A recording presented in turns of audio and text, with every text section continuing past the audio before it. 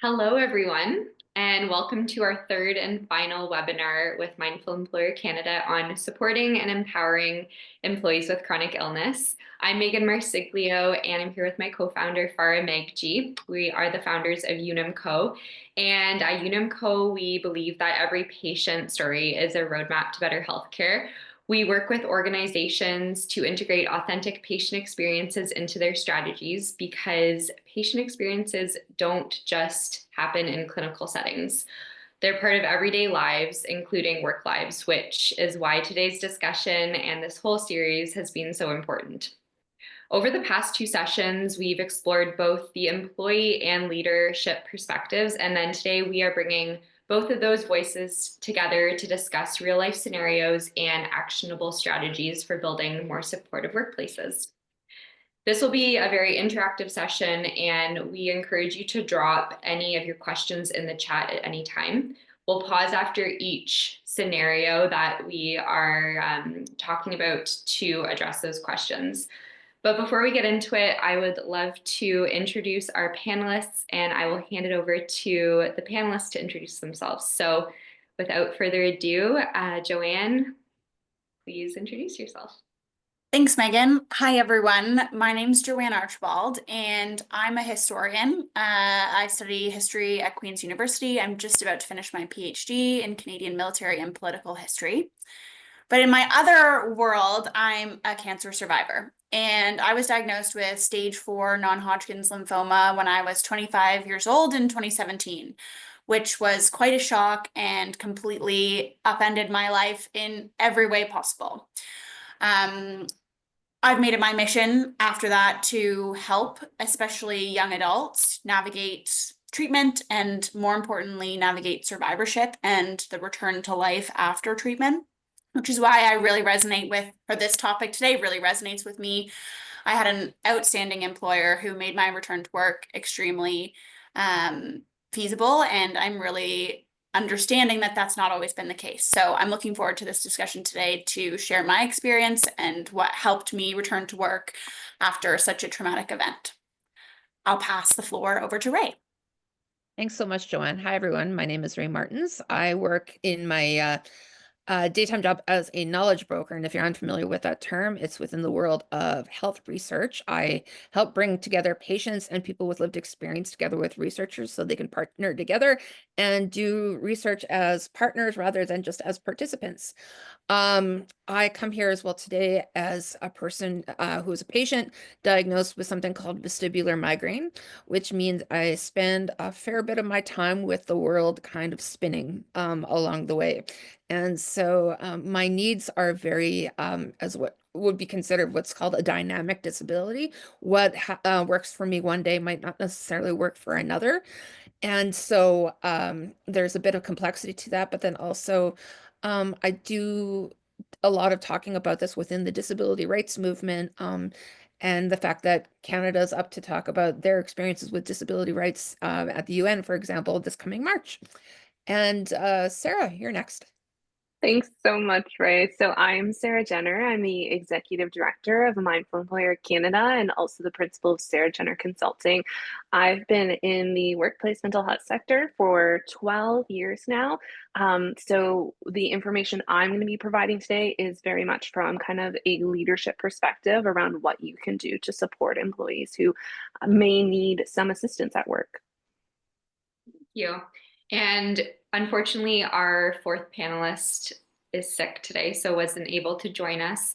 But we are really excited about today's conversation, and we're changing the way we're doing this webinar today, and that we're going to be presenting a real life scenario, and then we will be asking Joanne, Ray, and Sarah some questions about how they would address that scenario, or their perspectives on it. And then after each scenario, like I mentioned, we'll open the floor to your questions. So feel free to add your questions to the chat box and any thoughts you might have. And yeah, let's get this started. I'll hand it over to Farah to go over the first two scenarios. Perfect. Thanks, Megan, and thanks for all those introductions from our panel members.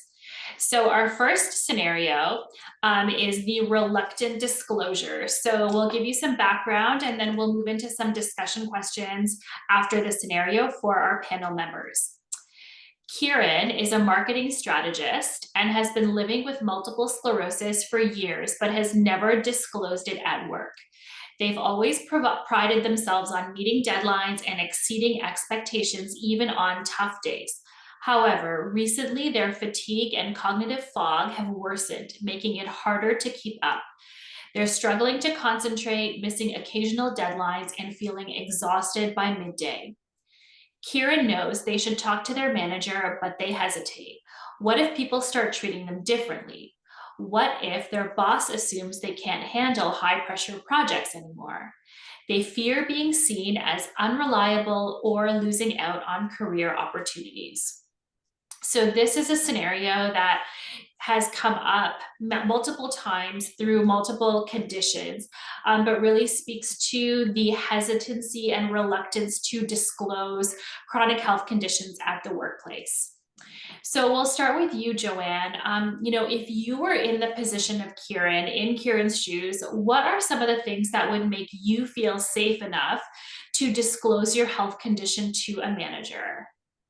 So it's a great question, Farah, and I think the first thing that's important to say is it is scary to disclose something like this to a manager, to a work team, for exactly the fears listed in the description. But I think two things would make me feel most safe. First, one of the things that comes with having a chronic illness or having something traumatic happen to you in your health is fear of losing control, fear of the unknown, fear of the what ifs. So my first thing that would make me feel the most safe is to take control of the situation and disclose when I feel that I can do so comfortably and when I feel like I can do so with planning behind it. I think in this situation, a lot of this, as we see, Kieran's disease is getting progressively worse. I would feel most safest disclosing when I felt like I was in the best possible health. So planning to disclose around a time when you felt physically well is probably the best plan. And second, if a manager also is being vocal about their support for employees with regards to their health, that would make me feel safe in terms of I can understand this manager, this person has, whether they've led with vulnerability and disclosing some of their own issues or concerns, they're supportive of fellow employees or colleagues of this person, that would make me feel safe. And finally, I know I said two, but I have three actually. Do you trust a colleague? Is there a trusted colleague that you can bring into the conversation and say, disclose to them first, almost as if it's a practice round, and then inquire if they'd be able or willing to support you with the manager if some of these fears that he's listed have come to pass?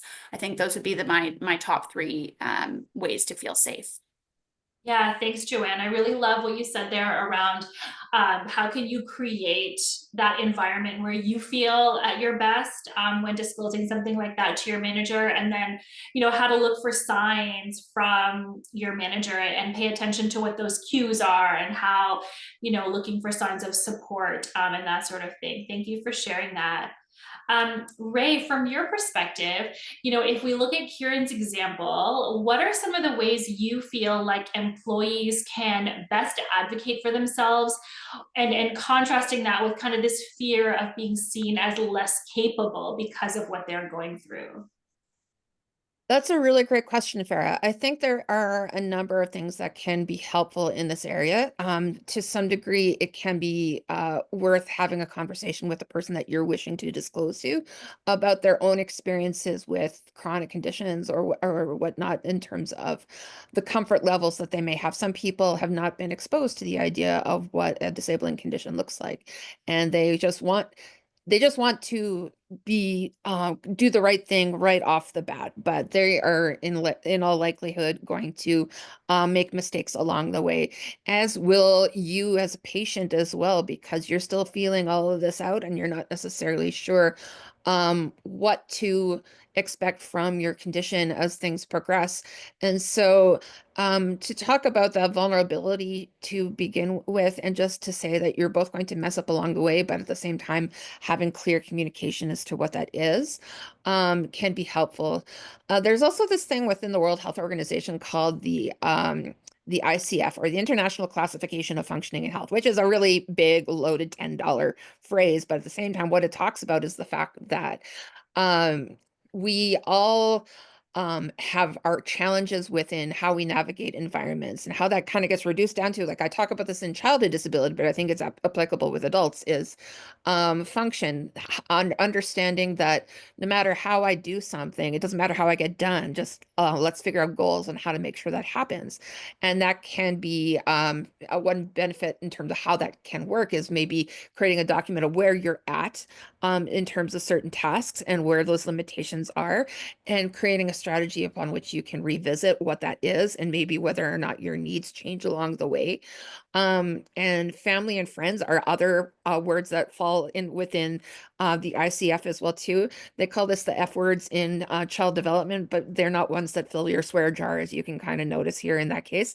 But to have those supports in place in terms of things that you might not necessarily notice as well too along the way. So you get observations from other people who are directly connected to you, but can also help you support in terms of your comfort.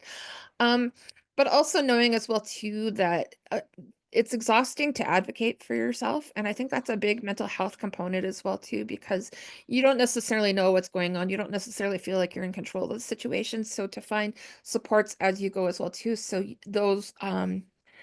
those feelings, those worries that you have don't necessarily impact conversations in ways that might be more challenging than what you wish them to be in that moment as well.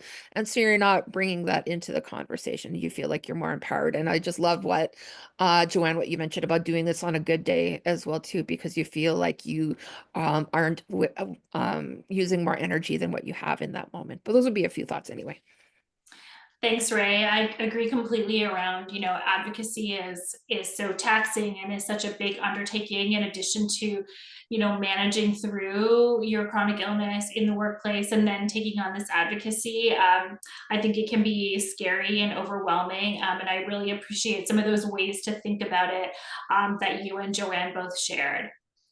Sarah, from your perspective, from that leader perspective, what are some of the ways you think leaders can proactively create a workplace culture that encourages safe disclosure of health-related needs, while at the same time ensuring privacy and dignity? That's a great question, Vara. I would say one of the first steps I would take as a leader is, if you have HR supports, I would make sure that on a regular basis, at least annually, I'm meeting with them to understand what is our accommodation policy, what is our process, what does that look like. Standards change and they're updated. And so making sure that I'm really leaning on those HR supports to best understand when those changes have happened, and also learning best practice along the way in terms of protecting individuals' privacy and their dignity throughout this process as well. And what ties into that is me as a leader really considering, when was the last time I spoke to my team members about the accommodations we offer, about the process within that as well. More often than not, that conversation typically happens once during onboarding or orientation. And then it's one of those things where we don't talk about it again until we're kind of helping you put out that fire that you're experiencing. And so as a leader, I want to make sure that I'm speaking with my team again, at least annually, walking through the accommodations that are available, walking through the process, taking it one step further even, and using a scenario like the ones we're talking about today and saying to the team, hey, if this is the scenario, these are some things that we would do. By walking through that process, Joanne had spoke about it earlier, is as an individual experiencing this, there is that uncertainty, there's that fear, there's the idea of how will this play out for me. And so when we're walking through those scenarios with our team, when they're hopefully in a healthy space, we're allowing them to begin to visualize what that experience may be like for them. and to better understand what the process could look like. And at the same time, as the leader, you are really positioning yourself as someone who's knowledgeable around accommodation too, making it that much easier for the employee to come to you if they need support because they're already aware that you know what this could look like as well. And so I think it's just really trying to reduce those fears and uncertainty by almost using like a change management process of setting them up to understand what they can expect ahead of time and visualizing what that may look like. Yeah, thanks so much, Sarah. I really love that. And even, I think perhaps through those regular conversations, even suggesting things, right, to your HR partners or that part of your organization, because I think sometimes, we start out with policies or accommodation, the ability to move on certain things or not, and oftentimes new ideas come forth from your conversations with employees. So I really love that. And maybe kind of along that same vein, are there certain, policies or language or behaviors that can really help to normalize some of these conversations while again balancing that privacy piece? And I'd love your take on this, Sarah, from a leadership perspective. And then Joanne and Ray, if you have experience, on what's like worked well for you and what you've seen and observed as well, would love to hear those.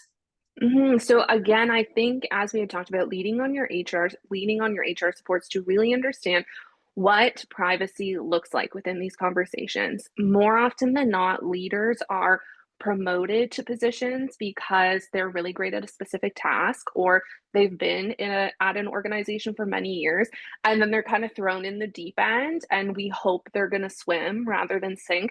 But they are not HR professionals. They do not go through the schooling to understand, how do I protect privacy? What are the do's and don'ts around accommodation? What can I share with coworkers who are coming up to me asking questions? And so as a leader, we really want to make sure that we are working with our HR supports to understand, what can I say? And just as we did with the employees, as a leader, utilize scenarios like the ones we're talking about today with your HR supports and say, okay, in this scenario, here's how I would approach XYZ. How could I improve upon that? Is there anything I'm doing there that could potentially impact privacy for that individual or impact their accommodation process? And really make sure that we have that awareness and we're building skills. We don't expect leaders to be HR professionals, but we want to make sure that they at least have an understanding around privacy and holding up that privacy for individuals. Other things that are really important as a leader is make sure that you are aware of your behaviors, the behaviors you're modeling to your employees.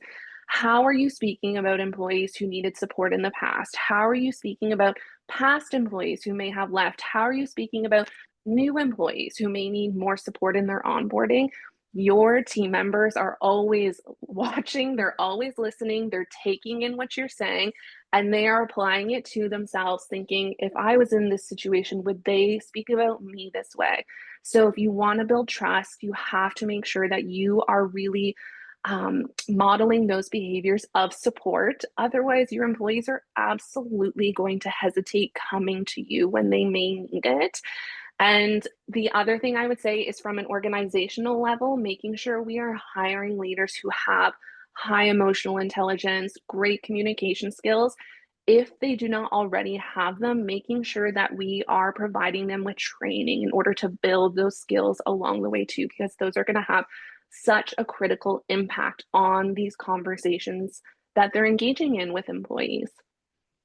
So important what you said there, Sarah, especially around ensuring there is that strong connection between what you say as a leader and how you act, right? Because I think if those two things are not aligned, that can then create so much mistrust within the organization, within a team environment. So I really appreciate that piece around the alignment. Joanne, from your perspective, Sarah's shared a lot of great experience and expertise around that leadership piece. Are there things you've seen in terms of language, in terms of how employers have tried to create those inclusive workplace cultures? Yeah, so I mean, listening to Sarah, there's so much there that's really valuable and important. And I think for me, the other piece to that is also recognizing that it's so important to have policies. It's important to verbalize them in with correct language, but also recognizing that each individual is going to experience illness uniquely. And as much as there should be a policy that is in place to support individuals, it's also important for leaders to work with that individual to come up with the right way to make that policy work. And so for me, that was having some flexibility, because initially when I was first diagnosed, I thought I'd be doing one session of chemo every 3 weeks, and I'd be able to work in the in-between weeks. And they were ready to give me a desk that was sort of off to the side because I would be immunocompromised and I wouldn't be in the space with everyone else. But then my cancer was more advanced than they thought, so I had to shift and do it. And I was an inpatient in the hospital for weeks at a time. And that was obviously not conducive to working. This was pre-pandemic, and I also wasn't well enough to be working, even if I could have gone into the office. So that flexibility to understand, okay, this is a situation as we know it now. The situation changes. How can we be flexible and pivot? I think is really important to recognize as well. And to understand that, communication, I think, is the piece for this. Flexibility is important, but communicating your needs helps a lot in terms of being able to have the organization pivot. So I think that would be my input on that. Thanks so much, Joanne. How about Ray, from your perspective? I think so there's a few considerations to be made here. So from like an individual rights perspective, things like disability rights and things like that, we are a country that has signed on to a bunch of different conventions that say it's important for human beings to experience these things. And in one aspect of that is that Canada hasn't really done a whole lot to implement some of them, but there are some wonderful programs within the context of disability or anything that shows about different types of impairments where employment is part of that conversation. And that is one area that we are starting to shine in. So there are really great groups like CCRW, where it comes to looking at the notion of employment, but also about coexisting with accommodations and what that looks like. So if you really feel like you're missing a framework for understanding what that looks like, there are people who are working to pave the way. But I think it's also important, and where I think my favorite example is to provide the idea of those rights is to promote the idea of community and how we have that intersectional nature. We talk about work-life balance all of the time, but work and life intersect all of the time, and sometimes in very unsteady and in some cases dramatic ways. And so to tell that story as something that is a philosophical stance that your organization has helps people understand that sometimes life is unsteady and dramatic, but we want to be here for you in the best ways that we can. And that can come as part of the organizational language, and that with established policies as well too, in terms of helps people to understand that while we still have a lot of stigma around being diagnosed with something, that we are here to open the doors to those conversations and to assert this as being a safe space that has the infrastructure to support you when things do get unsteady. Thanks, Ray. I really love how you contextualize that in that kind of work-life balance piece, because you're absolutely right. They are no longer distinct and separate, entities or parts of our lives. They really intersect in so many ways. Really appreciate the conversation around that first scenario. We're going to jump into the second one, which is has a little bit of a different take on it. So this one is about Jasmine, who's a software developer recently diagnosed with rheumatoid arthritis. And she's been open with her manager about her diagnosis and appreciates the company's willingness to support her. When she requested accommodations, her manager immediately offered remote work, assuming it would help, and said that it helped a previous employee who also had rheumatoid arthritis. Jasmine felt intimidated with the quick accommodation and assumption, so she just took the offer. However, Jasmine's biggest struggle isn't commuting. It's painful joint stiffness in the mornings and difficulty typing for extended periods. And while working from home eliminates the commute, it doesn't solve her need for ergonomic equipment, voice to text software, and structured breaks throughout the day. She also feels isolated from her team, missing the collaboration that helps her stay engaged. While her manager's offer was well intentioned, it doesn't fully address her needs. So, this is a really interesting scenario because I think it speaks to some of the things that we were discussing in our previous conversation. So, Ray, from your perspective, after hearing that scenario, what are some of the ways that you think Jasmine can ensure that she receives accommodations that truly meet her needs rather than accepting, a one size fits all solution? That's a really great question. I think one exercise that I think anybody with a chronic condition or have any sort of chronic illness anyways, they can use something called logic mapping. And that's this idea of walking through the individual's, like a person's work day, in terms of the tasks and the things that a person generally does throughout that day. And with that, you can think about mapping out what are those needs and why in terms of, and when you can kind of create that systems map, it helps people to better understand exactly what that is and help. And as I mentioned previously, how that may need to be revisited over time, depending on whether this is a progressive condition or whatnot. In that case, people like I'm a part-time wheelchair user myself. And my son, before he passed away, was a wheelchair user as well. And I always notice one thing, for example, in terms of people's reactions to mobility aids, sometimes is over dramatic comparatively to what it normally should be. The idea that somebody is there, people will sometimes like back away in the most dramatic sense, like, oh no, I'm in the way of you walking. Well, we don't do that to people on two feet anytime, but that seems to be the people just want to do the right thing, but they sometimes take it much too like a whole lot dramatically further than what it actually should be, is just to naturally just move out of the way in that way. So sometimes there is a need to kind of gently teach people while they want to do something right, but just to think about that reflex that sometimes happens, is that it's a little bit over the top and you kind of need to bring people back down to being on 2 feet and just gently moving in a direction together along that way. Thanks so much, Ray. Really interesting perspective there on, especially the concept of logic mapping. Thanks for sharing. Joanne, from your perspective, what advice would you give to someone like Jasmine who needs to kind of push back on well-meaning but ineffective accommodations? So I mean, Ray just really hit the nail on the head there with her answer. But what I will add is that really knowledge and information is the power here. And I think what's nice about the scenario is that the manager really is trying to help. You understand that there is a total desire there to accommodate. So this is a good situation in that regard. And I think what I would recommend to someone like Jasmine in this situation is take advantage of the logic mapping. Not something I had heard, but I think I will do now. I think it's a great idea. But also just to sort of list out what would actually be useful to her. And then I would be willing to bet that the manager would be willing to accommodate those needs because they've already tried to accommodate in the first place. And I think this person seems very willing to help. So just I know advocating can be exhausting, but it can also be super empowering and saying, thank you so much for this accommodation. It works 20% of the time, but could I also, apply these other accommodations? And I think that would be sort of the best way to go because you're advocating for what you need.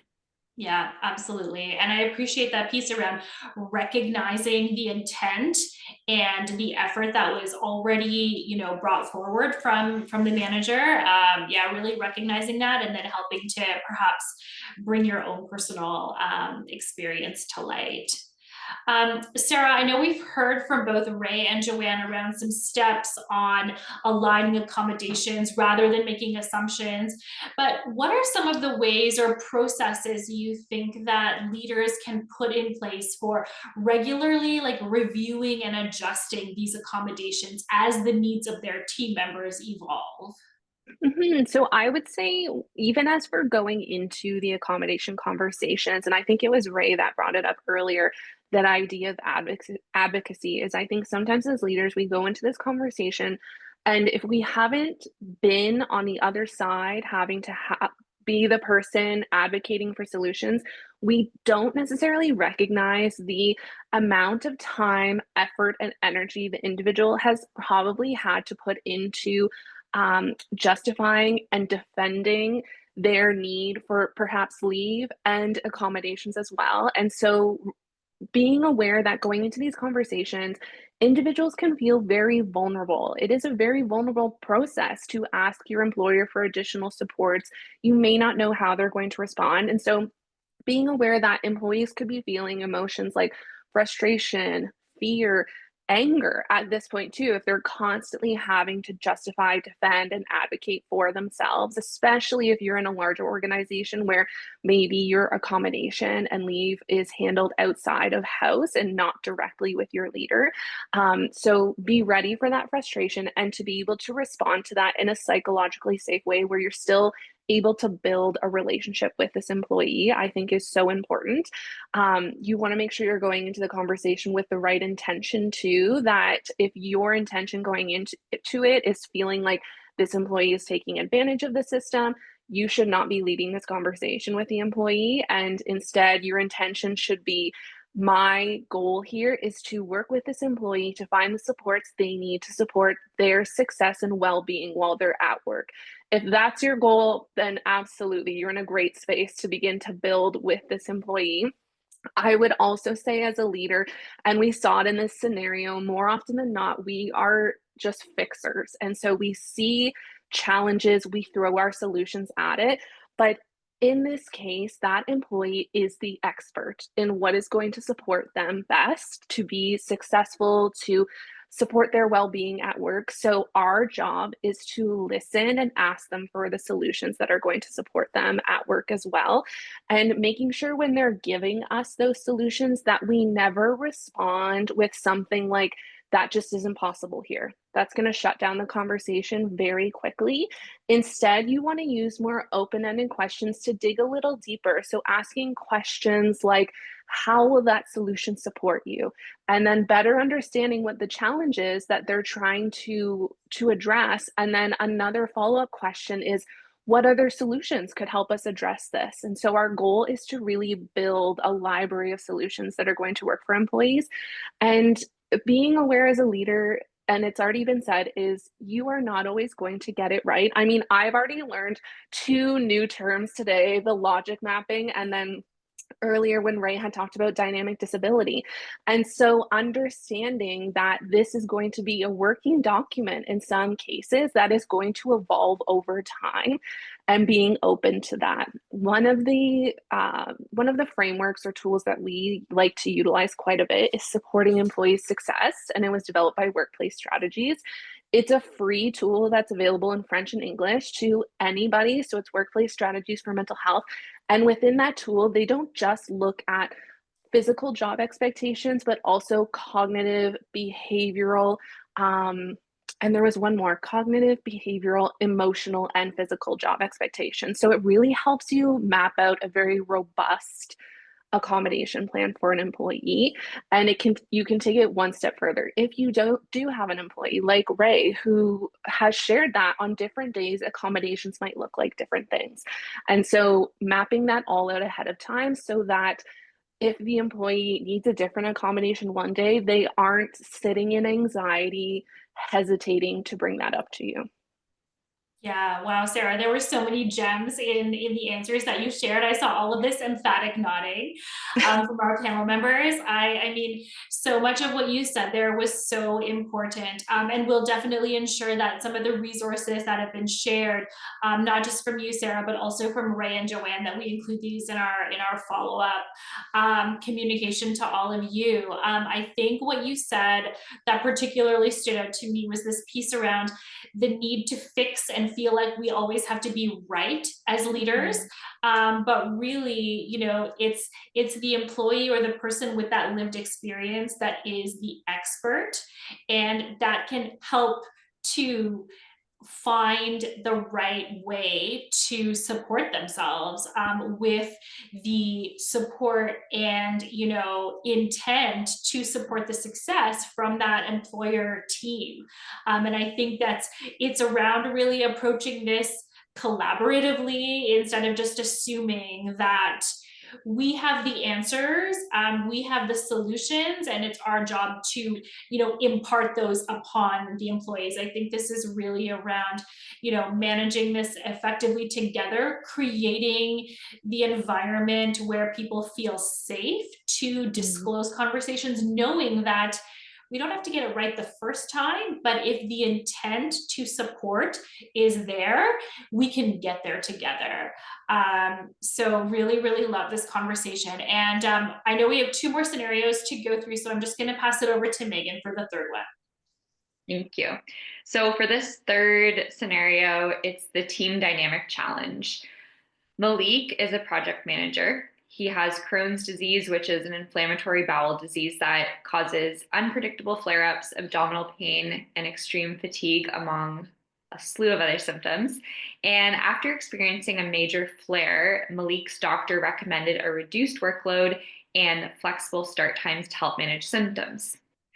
Malik has been very transparent with leadership, but not very much with his team. Over time, tensions have started to build. Some colleagues feel like they're picking up the slack and quietly resent the situation. They don't say anything outright, but Malik has noticed whispers about team meetings and occasional eye rolls when he logs in late. The tension has made collaboration awkward, and Malik now dreads team projects, even considering whether he should just leave the job altogether to escape the discomfort. Meanwhile, Malik's manager sees the disconnect but doesn't know how to address it. They don't want to violate Malik's privacy, but also don't want resentment to fester within the team. So, Ray, my question for you is, how can employees like Malik manage situations where their accommodations are perceived as unfair by their colleagues? That's a tough one personally, because I think sometimes people come at their perceptions not only just from a work situation, but even if they have just a hint of understanding what a chronic illness is, people get mad at things. I don't necessarily have complete answers, but I can say from personal experience where that has been the case is I have really kind of advocated for the idea of helping people better understand the idea of that sometimes like to teach along the way, to offer space to be a little bit more open in that way. But there's a point where when it comes to those accommodations that it shouldn't really be put on the employee either to think about that, but to think about how to constructively make the workload more accommodating for everybody in that way, to think about how that works. And that can kind of come with just thinking about what process you're working on, what project you're working on, and thinking about when people can come in and where that aligns with the timing of where maybe a person has a flare up and things like that. So everybody has tasks where that makes sense, but also really kind of being more accommodating when those types of things happen. Sometimes leaving mystery out does unfortunately create that resentment, but at the same time, when we can communicate and say, because there's a point where if someone's going to get mad at you irrationally about something, it's not a you problem, it's a them problem. So that is something that would need to be approached with management and things like that. So it's really circumstantial in terms of what that is, but also at the same time, thinking creatively as to how you can build that infrastructure for someone to support themselves, but also support the team. I think can kind of ease some of those tensions along the way in terms of what that process is, because I would suspect in a scenario like this that it might not have been, they might not have accommodated for that in a way that makes sense from both sides of the conversation. Yeah. And that whole idea of building infrastructure brings us into a question for you, Sarah, in how or like what type of strategies can organizations implement to build that culture where accommodations are seen as part of equity rather than favoritism? So I think, again, going back to that first scenario where we talked about ensuring you are having conversations about the accommodation process frequently with your team. So you're already inherently building in that sense of community and normalizing and humanizing the accommodation process. That at some point, many of us are going to be experiencing life challenges that are impacting our capacity at work. And we want to ensure that when that is happening, that we're able to support one another. And so really kind of making it more of a team, a community conversation to have. I would also say that you want to ensure you're treating each case separately as an individual. So you're building those unique solutions and supports for each employee. We don't just want to, as in the second scenario, say, well, this worked for someone in the past and that's what we're going to do for you too, because we're missing out on crucial conversations that could be happening. And I would also say, if you have team members coming to you who are have maybe taken on additional tasks or tasks that they haven't necessarily been trained on, and they are expressing frustration about it because a colleague is being accommodated, I would say we never want to agree or disagree with how they're feeling with their frustration. If we agree with them, then we run the risk of kind of creating this common enemy feeling, which can really break down working relationships too, which we never want. If we disagree, now that individual is feeling dismissed, we can affirm, we can say, wow, I see you're really frustrated right now. Why don't you come have a conversation with me and we can figure out together how you can manage the tasks that you currently have on your plate in a way that supports your well-being too. Now that employees feeling heard, they're feeling supported, and they're no longer focusing on this other colleague who needs an accommodation to support them and their well-being too, and we're not creating that common enemy. And so I would say that's how I would approach it, and that's what I would recommend. I really like that approach. And I feel like a lot of what we talked about in the other two scenarios can relate to approaching this scenario as well, especially, I mean, communication in general is just such a key thread throughout all of this. If we don't talk about it, then we're not going to get the answers and we're not going to be able to understand how people are feeling. It's just like any type of relationship. So with that, I'm just going to jump to the last scenario that we have. And again, if you have any questions, feel free to drop them in the Q&A box or into the webinar chat, and we can answer them. If you don't have any questions right now, we can also take questions after the webinar. We're happy to answer via email. So the last scenario is a one about returning to work after cancer treatment. So this is Lena. Lena has returned to work after nearly a year undergoing intensive cancer treatment. She's finally ready to return to her job. Her treatment was very tough, but she's eager to get back to a sense of normalcy. However, as soon as she steps back into the office, something doesn't feel right. People don't know how to talk to her anymore. Some colleagues avoid her entirely, unsure of what to say, while others tiptoe around her with exaggerated sympathy. Her manager, trying to be considerate, hasn't assigned her any big projects yet, despite her expressing that she's ready to get back into the swing of things. Lena feels a bit like an outsider in the workplace she once thrived in. She's grateful for the support, but also wants to be seen as a capable professional again. So, Joanne, I know you've had similar experiences with this, and I wanted to ask your perspective on what would make a return to work experience like Lena's, like yours, feel more comfortable and empowering after a long-term illness. So obviously this one's quite close to home because I experienced a return to work after a significant period of time away undergoing chemo treatment. And so this is so tricky because I totally resonate with the feelings of wanting to return to normalcy, wanting to be back at work so badly, which is kind of a funny thing to want to be back at so badly. But I did love my job and I was 25 and really eager to put my life back together. But looking back on it, I really appreciate my employer who, firmly encouraged me to come back part-time at first because it allowed me the opportunity to actually get my feet wet. And I know in this scenario, Lena is expressing she's really ready to return to work.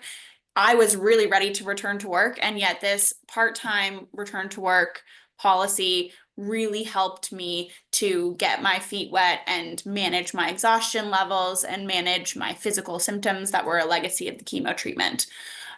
So the part-time return to work I actually found extremely helpful. And the second thing was having an opportunity to talk about your illness. I know some people are not comfortable talking about what has happened to them. I am the opposite. I weirdly enjoy talking about it because it empowered me to say, I overcame this. This is what happened to me. I did it. I'm proud of myself. I'm not fully well, but I am on the way to becoming well. And it's awkward to talk about something like this. It totally is. And so I empathize and totally feel the fact that this employee is saying, I'm walking on eggshells, I'm uncomfortable, people don't know what to say.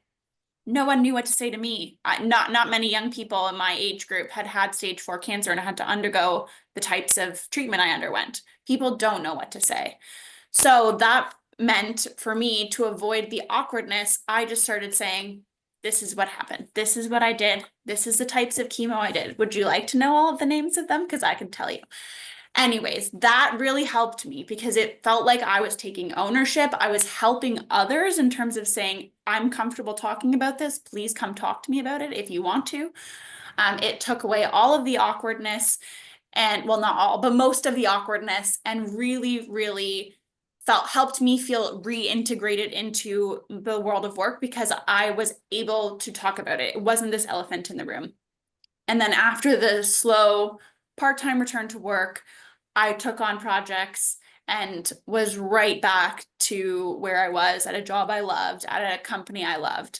So I think recognizing that, yes, you want to get back to work, but also understanding that there's going to be these sorts of hurdles, especially in the mental health world, having that support from your employer and not being afraid to talk about it so that other people are not afraid to talk about it to you. Because I think we live in a world where there are certain topics that are taboo and tough to talk about. But if you open with that vulnerability, that gives people the signal that you're willing and ready to talk about things. So that would be my advice to this person.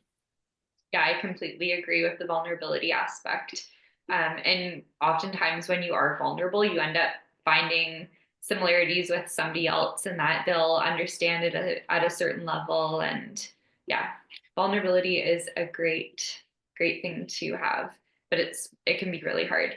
And in the fact that it can be really hard, and like you said, Joanne, a lot of people aren't comfortable opening up and sharing what they're going through. So Sarah, how can leaders take on the role of educating teams or fellow employees on how to have conversations, or how to, I guess how to engage with returning employees in a more authentic and engaging, respectful way without crossing those lines of privacy and whatnot. Yeah, so I would say with teams, so much of this aspect is going to depend on the work that you've already been putting in to build the community within your team. I think that working with your team and giving them opportunities to connect regularly and have conversations, authentic, genuine conversations that don't necessarily revolve around work is so crucial, especially if your team is in a remote setting. I think that helps us to see our coworkers as humans, not just our coworkers. And that's going to help us build those relationships early on so that if we do have a colleague who is off work, first of all, we're recognizing it ahead of time. Conversations may have already happened that maybe with Joanne, if I was working with her for 3 years and we've had lots of opportunities to build a relationship, that once she's off work, my thought is, oh, where's Joanne? I'm going to text her because we've had conversations and text before. And building these kind of laneways for employees to communicate with one another is so important. And making sure that we're doing that consistently. I would also ensure that with employees, in terms of the aspects of making sure the communication stays respectful, that we're not creating that common enemy. Once again, taking opportunities to cross train our team too, so that if anyone ever does need to take a leave or they need additional support at work, we already have team members that are aware of how to complete tasks and they feel comfortable doing so. I think that's so important. I think another thing that I would do as a leader is before the team member is even going on leave, checking in with them to see how do they want to stay in touch. Communication is so important, again, like we said. So understanding, do they want to stay in touch while they're on leave? Can I send them updates about the team and what we're working on? Can their colleagues send them updates? Sending them a card, reminding them of how much they're appreciated and how excited we are to see them once again. I think that can really continue to create connection and help prevent that often feeling of disconnection or isolation when employees are off leave, and can create those nerves when they're then returning once again. And I would just say 2 questions that I like to ask employees when we're building accommodation plans before they return to work is, how would you like to respond to coworker questions? So as Joanne said, she was very comfortable responding to coworker questions. Not all employees are, and also it could be something they haven't thought of until they're back at work that first day and someone asks them, where were you? What's going on? And so we want to give them that safe space to really think about, how would I like to respond to a coworker asking me questions? What am I comfortable sharing with them, so we can prevent them from feeling blindsided and maybe oversharing and then wondering, who is this individual now sharing that information with at work? That's the first question. I also like to ask, how would you like me to respond to coworker questions as your leader? So then they're also aware of how others are speaking about the situation when they may not be present in the room or present on a call. And that can really help build trust with their leader as well. And then some other steps I would take is just asking them, what do they want their initial day or first week back at work to look like? So Joanne had talked about like a graduated return to work. Also asking things like, do you want to come in for a meet and greet with the team before your first day back? Do you want to come in for an hour and we can all have lunch together? What are you comfortable sharing with the team at that point, kind of thing? Asking, do they just want to come back that first day and then have lunch with just me one-on-one as a leader so I can fill them in? Do they want to just have lunch with a colleague? So helping them to build those healthy boundaries too, to help them conserve their energy and capacity as well. That was a lot I just threw at you, but those are all things that I would try and do to support that employee when they're returning to work, in terms of with their colleagues in communication, and also supporting them, their energy, their capacity when they're returning to work. Thank you. I think those are beautiful ways to return to work. And we spend so much of our lives at work. So to be able to have, a comfortable environment is really important. And it's why we're having these conversations. I do see one question, or maybe it's a comment in the box. I'll just read it. Amanda agrees about communication and collaboration being the key to a safe, sustainable, and successful return to work. The need to reassess accommodations is also important, as not only does the individual's condition change, decline, or improve in function, but also the job responsibilities KPI will evolve over time. Absolutely. Wonderful. Well, that was so great. I learned so much from those 4 scenarios, and some terms, just like Sarah had said that she learned, I learned too. I'm going to pass it over to Farah now to close things off. Thanks so much, Megan. It's almost bittersweet wrapping up this last session. Over the past 3 webinars, we've been able to really explore some of the hidden realities of chronic illness in the workplace, some of the barriers that employees faced, but most importantly, the tangible solutions that organizations can implement to really build a culture of inclusivity, understanding, and true support.